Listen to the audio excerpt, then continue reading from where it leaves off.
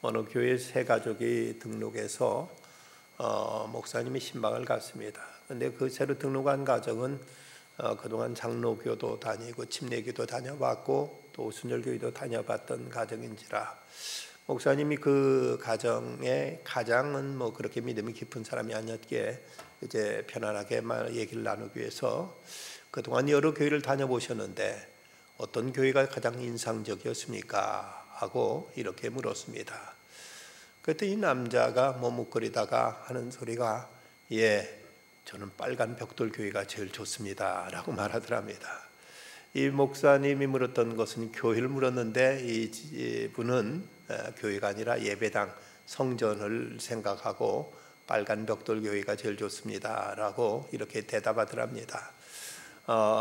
성전과 교회는 분명 구별되지요. 교회와 예배당은 다른 것입니다. 이 건물은 예배당이지 이 건물 자체가 교회는 아닙니다. 하지만 또 구약에 나타난 이 성소 또 성전은 교회의 모형이고 교회의 상징이라는 면에서 그 말에서 완전히 다 틀렸다고만 단정할 수는 없습니다. 여러분 여러 교회를 다녀보셨고 국내적으로나 외국에 나가신 분들은 외국에 가서도 많은 성전을 보셨을 것입니다.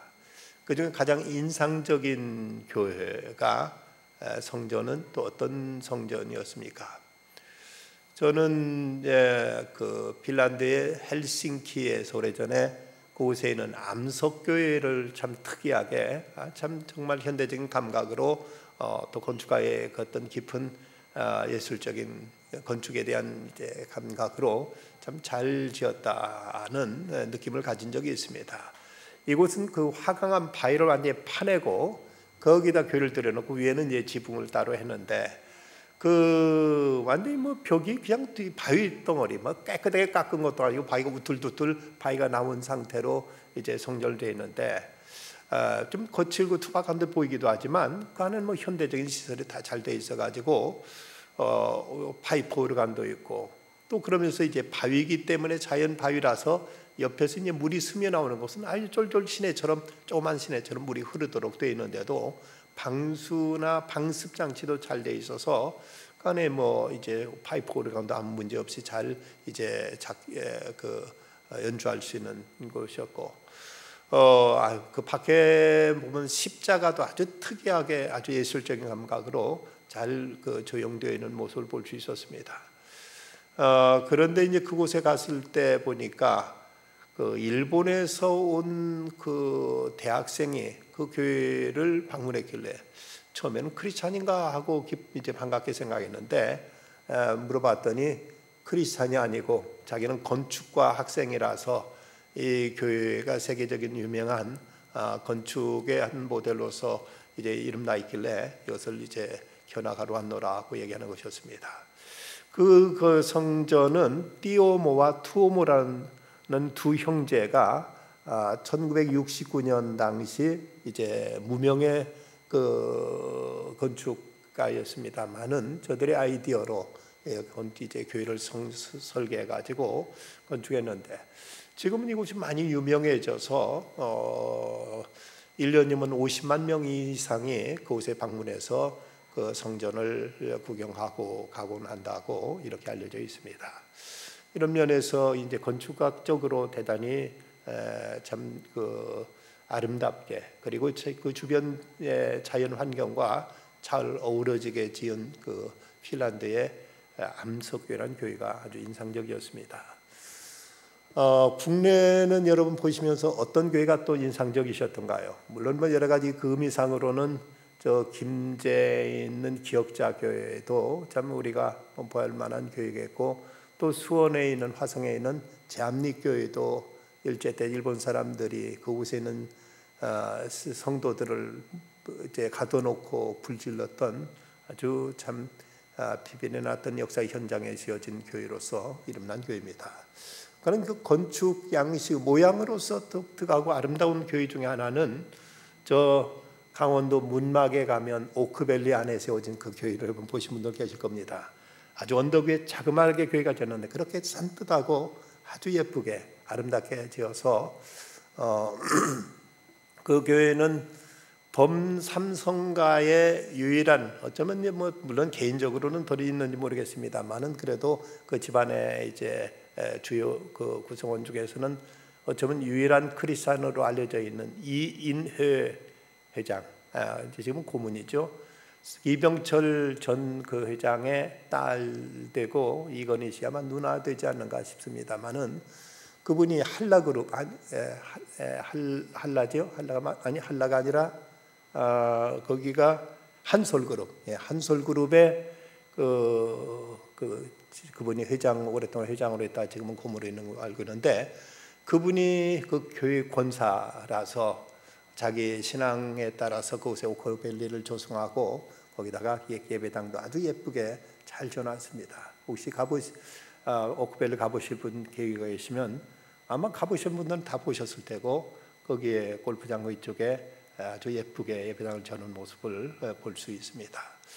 이런 그 성전을 우리 교회도 예배당 잘 지어졌죠. 모양도 교회에 있음을 드러내고 참 잘 지었습니다만은 구조적으로는 좀 아쉬운 면도 없지 않아 있습니다. 전에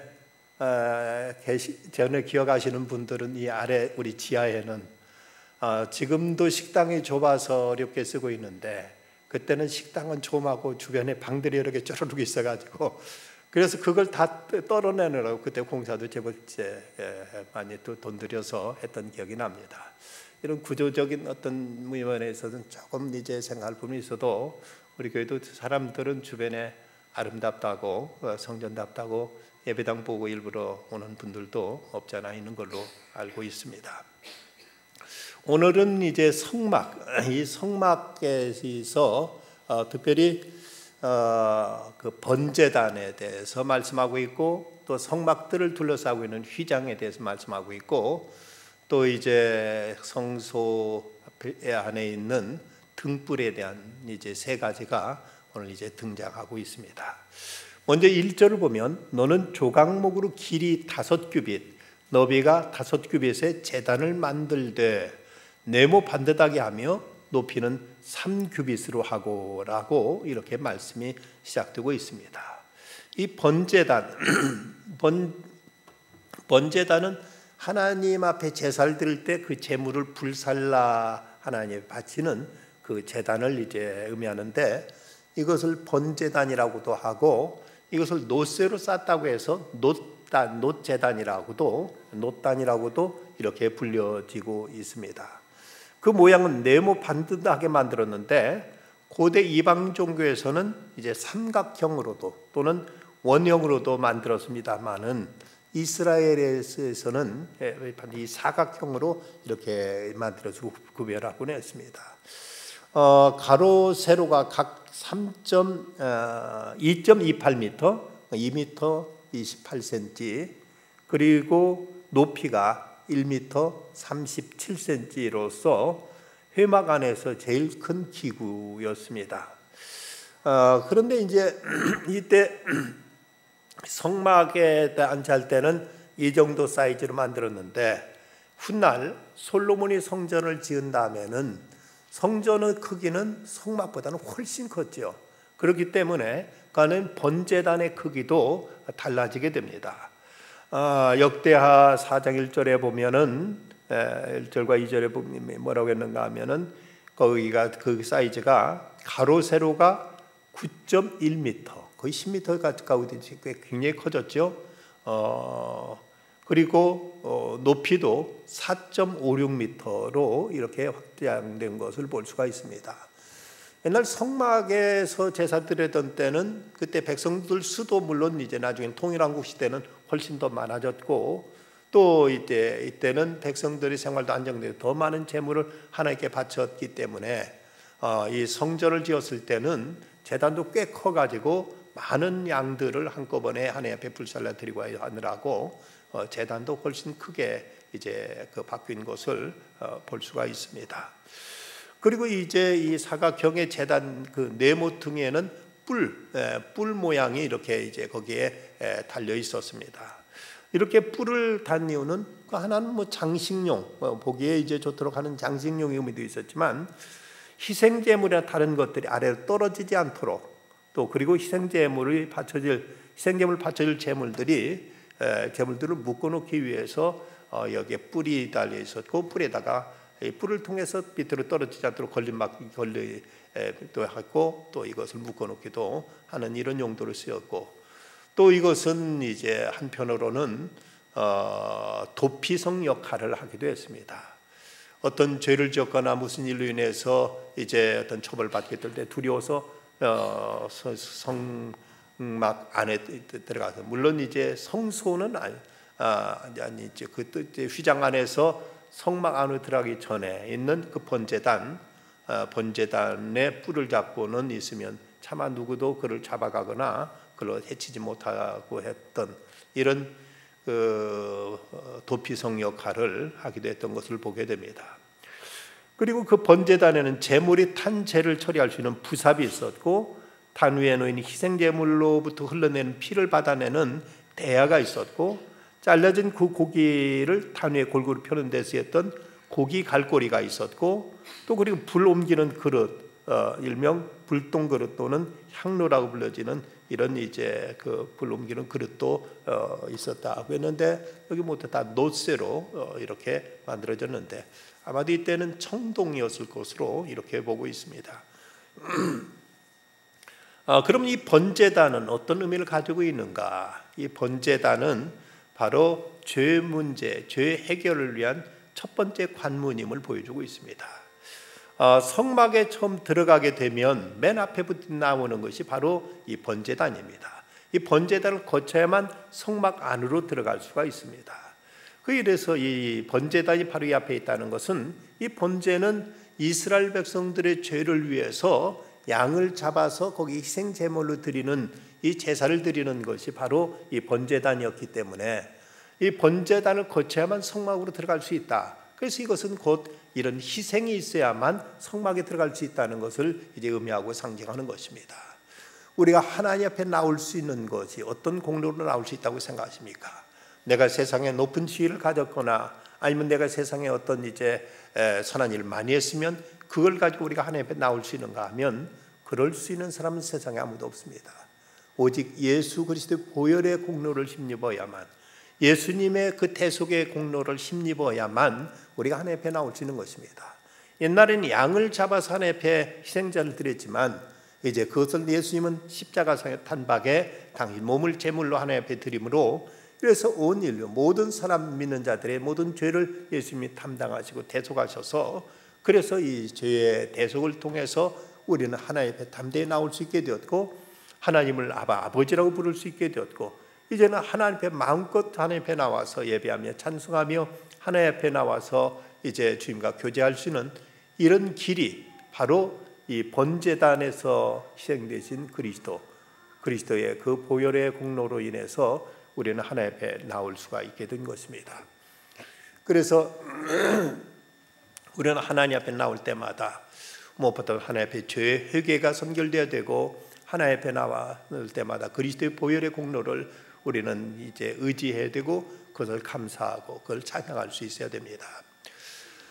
성경이 원래는 히브리어로 되어 구약 성경은 히브리어로 되어 있었고, 이제 신약은 헬라어로 그리스어로 되어 있었죠.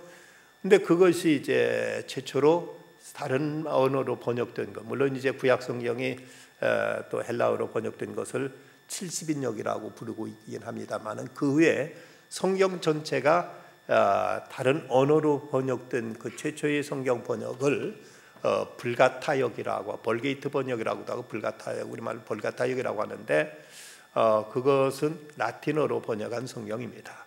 이 성경을 번역한 사람이 11세기에 살던 그 제롬이라는 사람이 이 성경을 번역하게 됩니다.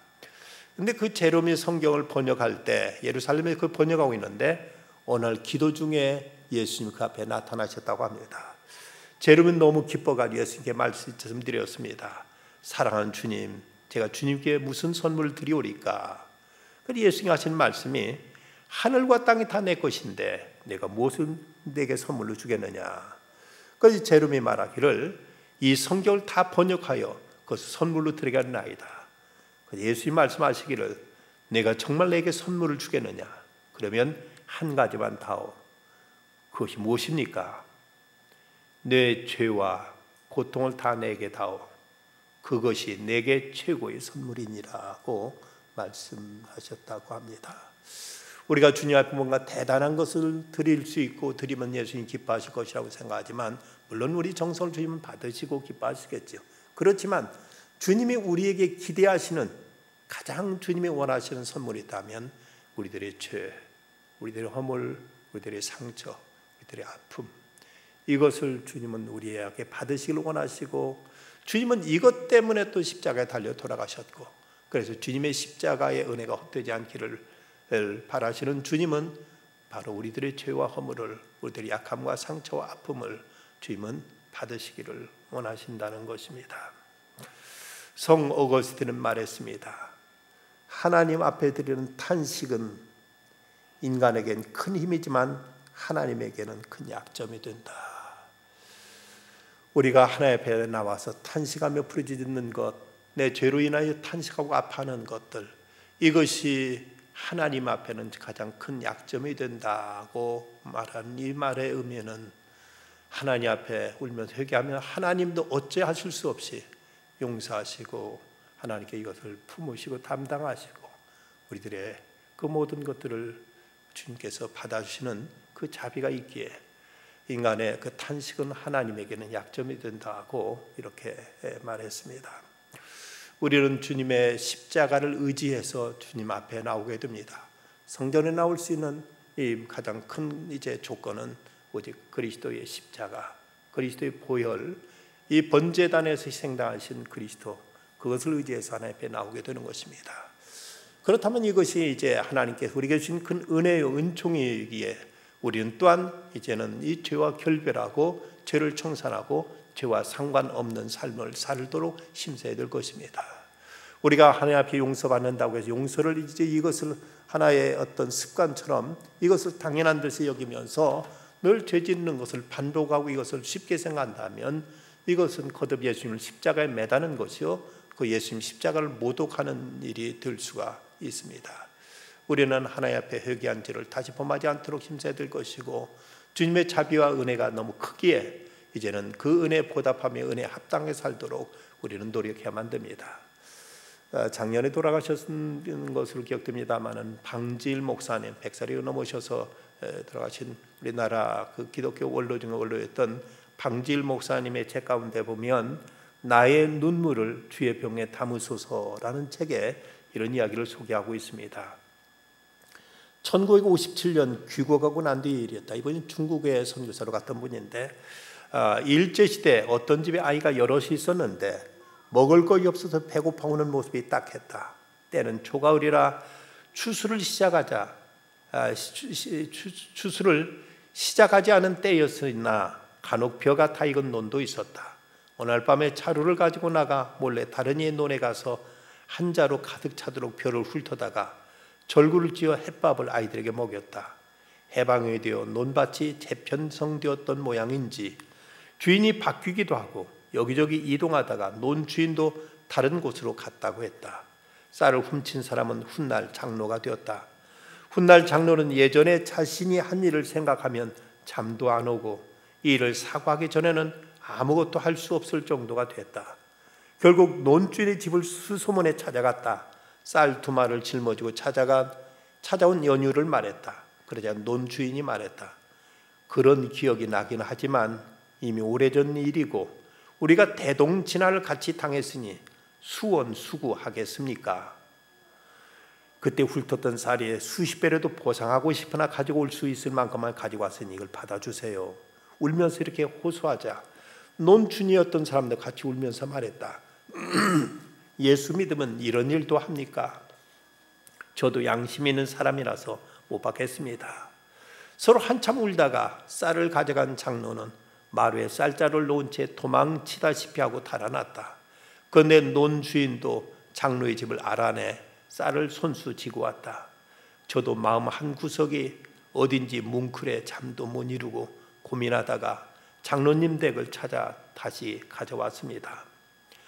저는 이미 받은 것이나 마찬가지이니 제가 가져온 것을 받아주십시오.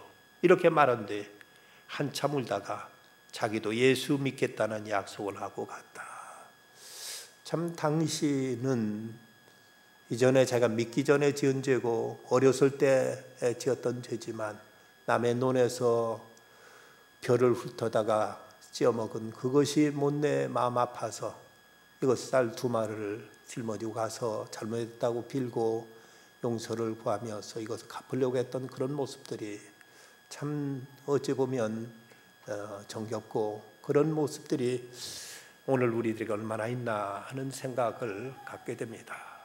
제 문제가 심각한 것이라면, 예수님을 죽게 하기까지 이제 만든 그 무서운 것이라면 이걸 우리가 결코 심상히 여겨서는 안 될 것입니다. 무겁게 여기고 이런 일이 없도록 우리가 그리스도께 용서해 주신 것에 감사할 뿐만 아니라 이제 이것이 우리에게 다시 반복되지 않도록 우리는 심세해야 될 일입니다. 그 다음에 이제 성막들과 휘장은 세상과 구분하는 삶을 살아야 된다는 것을 보여주고 있습니다. 9절 말씀을 보면 너는 성막의 뜰을 만들지니 남쪽을 향하여 뜰 남쪽의 너비가 100규빗의 세마포 휘장을 쳐서 그 한쪽을 당하게 할지니, 성막이 있고 성막 밖으로 이제 뜰이 있는데, 뜰에 이제 이곳에 그 한쪽 이곳은 그의 남쪽을 향해서 이제 너비가 100m 아니 100규빗, 그리고 북쪽을 향해 100규빗, 그리고 동쪽을 향해서는 50규빗, 서쪽을 향해서도 50규빗, 이런 직사각형의 길다란 큰 천으로 이제 천막을 제 휘장을 치어서 이렇게 이것을 가로막으라고 이렇게 말씀했습니다. 여기서 그 세마포 휘장, 이걸 세마포로 만들려고 했는데, 세마포라면 우리가 그 흔히 쉽게 그냥 성경에 세마포라는 말을 자주 듣다 보니까 의미를 쉽게 이제 생각하기, 이제 세마포가 뭔가 따로 있는가 하지만 마포 중에서 아주 가는 실로 만드는 마포를 이제 세마포라고 하죠. 마포라고는 옛날 삼배를 말하는 거죠. 그 대마를 이제 실을 가늘게 만들어서 그리고 부드러운 아주 고운 이런 이제 천을 세마포라고 하는데, 이 마포, 그 말을 이걸 우리는 대마라고 이렇게 불렀죠. 그 대마가 여러분 뭐지 아십니까? 대마초 할 때 그 대마고, 옛날 삼배, 그 삼배 잎을 그걸 말려서 태우면 그 대마초라 그것이 환각작용을 일으키고 한다고 이건 이제 법으로 좀 처벌받고 있죠. 그런데 그것이 또 다른 용도 가운데 그 대마를 또 영어로 뭐라고 하냐면 햄프라고 합니다. 햄프. 그래서 요즘 그 슈퍼푸드 가운데 하나가 햄프시드를 여러분 들어보신 분 계실 겁니다. 햄프시드가 이것이 요즘 건강에 아주 탁월히 좋다고 해서 외국에 수입에다 먹고 이제 좀 많이 이것이 퍼져가고 있습니다만은, 그런데 그 햄프시드에서도 이제 환각 성분을 일으키는 부분은 다 이것을 제거하고 수입된다고 합니다. 그 씨앗에도 환각 성분이 약간 거기 있기 때문에 그런 성분은 전부 다 제거하고 그리고 이제 그냥 순수한 어떤 곡식으로만 기능할 수 있도록 이제 그 햄프시드가 바로 세마포를 만드는 삶의 씨앗이 바로 햄프시드인 거죠. 그거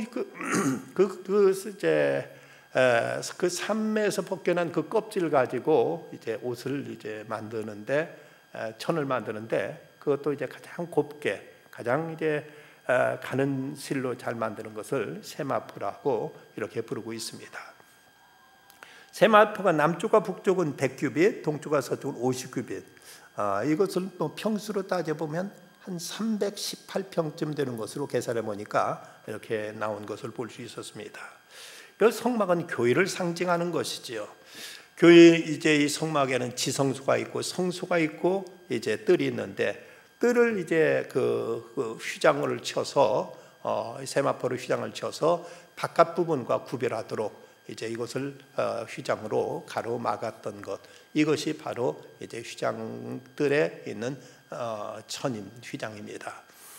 이것을 왜 쳤을까? 이건 성소와 다른 곳을 구별하기 위한 것입니다. 이것은 이제 오늘날 교회로 상징하자면은 교회는 세상과 달라야 된다, 세상과 구별돼야 된다는 이 구별성을 이제 말씀하고 있습니다. 성경에 나타나는 그 거룩이라는 개념은 구별을 의미하고 있습니다.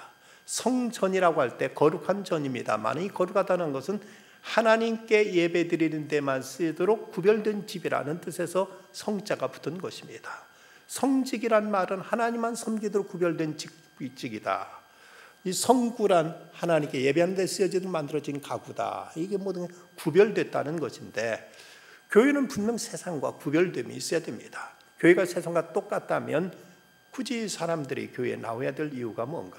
그래서 교회는 세상이 주는 것보다 더 좋은 것을 주는 곳이 아니라 세상이 줄 수 없는 것을 주는 곳이 교회입니다. 교회에서 우리가 세상이 얻을 수 있는 다른 것을 교회면 좀 더 좋은 걸 얻겠지가 아니라, 교회는 세상이 줄 수 없는 구원과 죄 용서와 하늘의 평안과 하나님의 자비와 은총을 얻게 하는 것이 교회지, 세상에서 배울 수 있는 것 교회 가서도 배울 수 있고 세상 얻을 수 있는 것 교회에서도 얻을 수 있는 것, 이런 것과는 전혀 차원이 다르다는 것을 알아야만 됩니다. 그런 면에서 성도들도 분명 교회 생활하면서 세상과 구별됨을 우리는 이제 분명히 가져야 되고, 이런 것을 지켜야 되고, 이런 것을 유지해야 됩니다. 근데 자칫 세속화돼 가면서 교회 생활, 교인들 중에도 어떤 거룩성과 구별성과 어떤 우리가 성별하는 것을 자꾸 잃어가고 있는 이런 안타까운 모습들이 많이 있습니다. 예전에는 당연한 듯 쓰였던 말들 가운데 요즘은 참 듣기조차도 어려운 말 가운데 하나가 주일 성수란 말이죠. 이 주일은 하나님 앞에 예배드리도록 하나님께 구별하신 날인데, 이 날도 그냥 어떤 여가가 생기면 그냥 나가서 놀러 가고 한다는 것, 이것은 참 아쉬운 일이고 우리들이 신앙을 약화시키는 가장 큰 요인 중에 하나가 아닌가 생각됩니다. 물론 일주일 동안 직장에 시달리다가 모처럼 연휴를 맞아서 주일까지 껴서 이런 때 여행도 하고 이런 때 좀 바람도 쐬고 하면 이것도 좋지 않느냐 하고 이렇게 생각하는 사람들이 있을 것입니다만은, 그렇게 해서 진정한 참된 휴식이 될까? 그래서 그 영혼의 진정한 안식이 주어질까? 그 막히는 도로에서 얻는 스트레스는 그만두고라도 그 영혼과 삶에서 그 중심을 놓쳐버리게 될 때 이로 인해서 찾아오는 공허, 이로 인해서 찾아오는 혼돈, 이건 훨씬 더 크고 무서운 일이 되어버릴 수가 있는 것입니다. 사람들은 바빠서 주일 성수를 못한다고 말합니다만은 사실은 시간이 너무 많아서 주일 성수를 못하게 되는 경우가 훨씬 많습니다. 미국도 그렇고 한국도 그렇습니다만은 주일 성수 개념이 깨진 때는 언제부터냐? 주 5일 근무하던 때부터였습니다. 오히려 그 당시는 일주일 월요일부터 토요일까지 열심히 정신없이 일하다가 주일날 되면 꼬박꼬박 교회 나오는 것이 당연한 줄 알았는데, 월요일부터 금요일까지만 일하고 토요일날 쉬게 되니까 토요일 놀러 가서 주일까지 이어버리는 이런 일들이 이제 그냥 아무렇지 않게 받아들이는 이런 모습을 보면 참 이런 모습에서 우리는 세상과 구별할 수가 있을까 하는 이런 생각을 갖게 됩니다. 미국의 백화점을 처음 창안했던 백화점왕 존 와너메이커, 그가 그 당시 사원에게 고함이라는 1854년도 그 고시문이 근래 발견되었는데, 그 내용에 보면 이런 내용이 적혀 있습니다. 전 사원에게 알림. 안식일에는 어여한 일이 있어도 출근해서는 안 됨. 안식일에 담배 피우는 것을 금하며 이발소, 댄스홀, 각종 주류 판매소의 출입을 금함. 본사 사원은 연간 $5 이상의 헌금을 교회에 바쳐야 함. 안식일에는 예배는 물론 주일학교, 성경 공부 안 해도 반드시 참석할 것. 지금 같으면 이런 사장에서는 고소당하고 고발당하기 십상입니다만은, 이 사장이 자기 직원들은 안식일날 주일날 절대 우리 회사에 나오지 말아라, 모두 다 교회 가라, 그리고 1년에 얼마 이상 헌금도 해야 된다 하고 이렇게 사장이 사원들한테 이렇게 고시문을 내걸 정도로 그 당시는 철저했었고, 그때가 어쩌면 가장 건강했었고 믿음이 참으로 뜨겁고 순수했던 때였습니다. 그런데 우리나라도 이런 일이 이제는 참으로 낯선, 정말 이제 상상하기도 어려운 이런 시대가 되었다는 것은 대단히 불행한 일이고 안타까운 일일 수밖에 없습니다. 이런 면에서 우리는 구별할 줄 알아야 됩니다.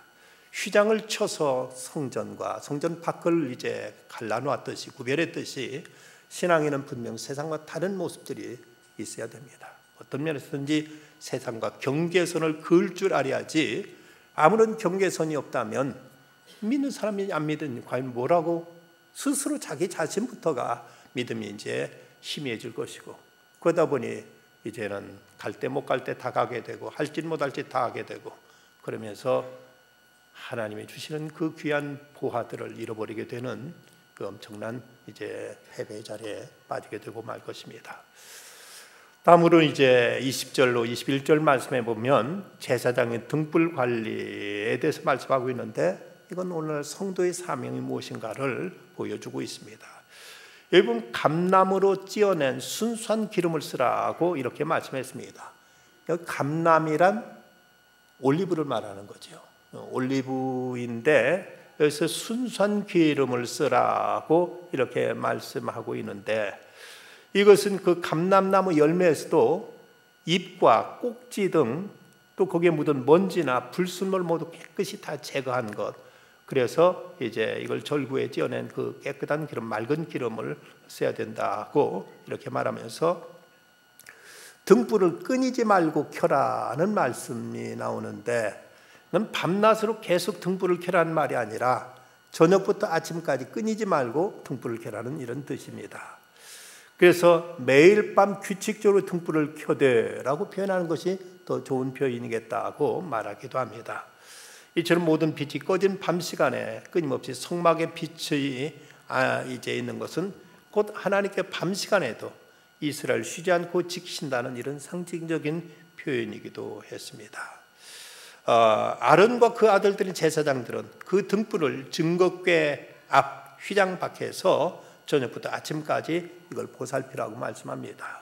이건 성소죠. 증거궤는 이제 지성소에 있고, 이것은 이제 성소에서 이 등불을 켜놓고 저녁부터 아침까지 꺼지지 않도록 잘 보살피라고 이렇게 말씀하고 있습니다.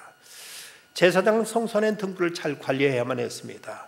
성소에 등불만이 아니라 떡상과 향단도 있었지만, 특별히 이제 이 등불을 꺼지지 않도록, 그리고 이걸 정성껏 보살피도록 제사장에게 이것이 임무가 주어졌습니다.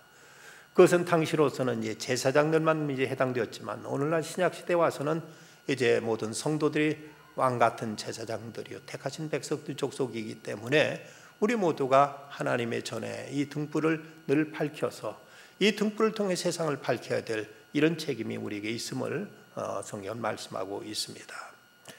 18세기 영국이 산업혁명의 여파로 물질적인 부는 점점 이제 축적해 갔지만, 반면에 도덕적으로는 피폐해져 가고 있었습니다.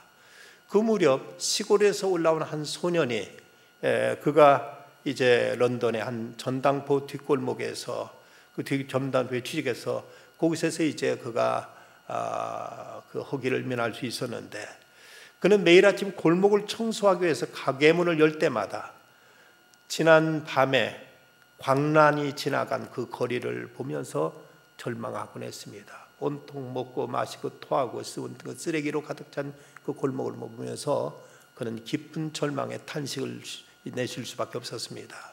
여기 무슨 희망이 있는가? 여기 무슨 하나님의 공의가 있는가? 아무런 어떤 희망도 찾을 수 없는 그런 상황에서 그는 괴로워했습니다.